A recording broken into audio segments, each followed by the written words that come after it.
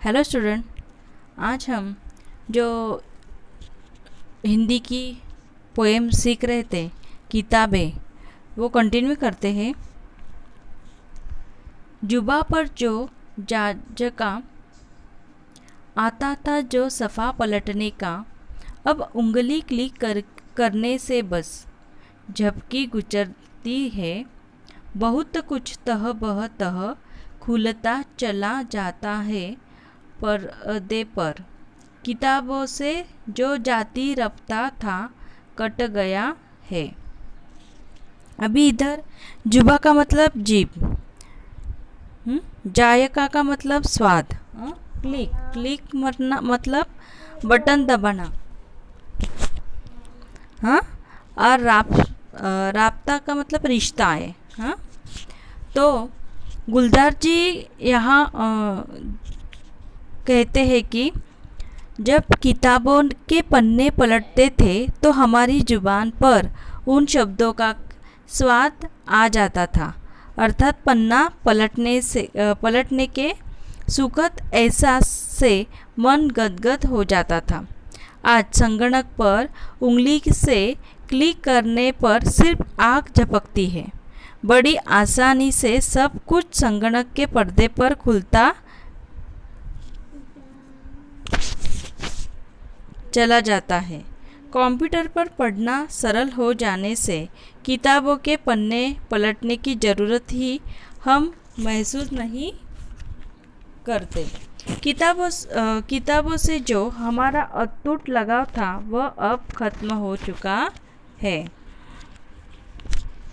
आगे की पंक्तियाँ देखते हैं। कभी सीने पे रख के लेट जाते थे, कभी गोदी में लेते थे, कभी घुटनों को अपने रिहल की सूरत बनाकर नीम सजदे में पढ़ा करते थे। छूते थे जबी से वो सारा इल्म तो मिलता रहेगा आइंदा भी। अभी क्या है इधर, रिहल का मतलब ठावनी,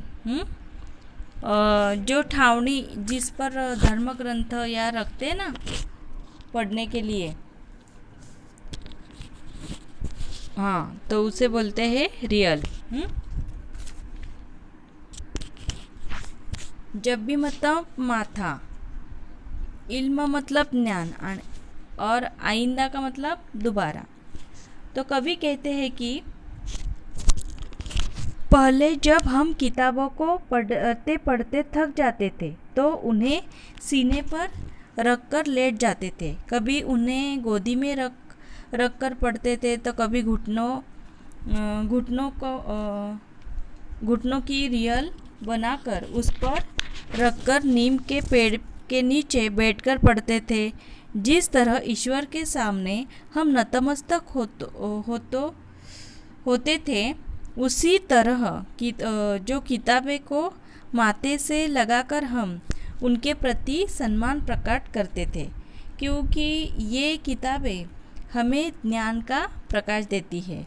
ज्ञान तो आगे भी विभिन्न माध्यमों से मिलता रहेगा, किंतु किताबों से जो जुड़ाव का आनंद शायद कभी न मिल पाएगा, ऐसे कवि को इधर कहना है। आगे देखते हैं। मगर वो जो किताबों में मिला करते थे सूखे फूल और महके हुए रुक्के, किताबें गिरने उठाने के बहाने रिश्ते बनते थे, उनका क्या होगा? वो शायद अब नहीं होंगे। अभी देखो, फूल मतलब पुष्प, रुक्के मतलब जो चिट्ठियाँ या संदेश पत्र, उसे रुखे बोलेंगे। तो कवि कहते हैं कि पहले किताबों में अपने प्रिय व्यक्ति द्वारा दिए गए फूल या चिट्ठियाँ सुरक्षित रखी मिलती थी। उन फूलों से किताबों महक उठती थी। किताबें गिरने उठाने के बहाने मधुर रिश्ते बनते थे, उनकी संभावना अब खत्म हो गई है। अभी क्या है, ये किताबों के वजह से क्या रिश्ते बनते थे, ऐसे कवि को इधर कहना है। और उसकी संभावना अभी खत्म हो गई है। पुस्तक और पाठक के के बीच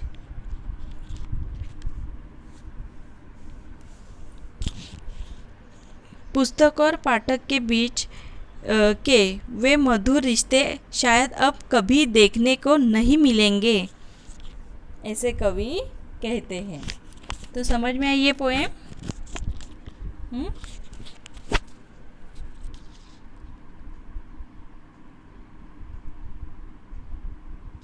थैंक यू।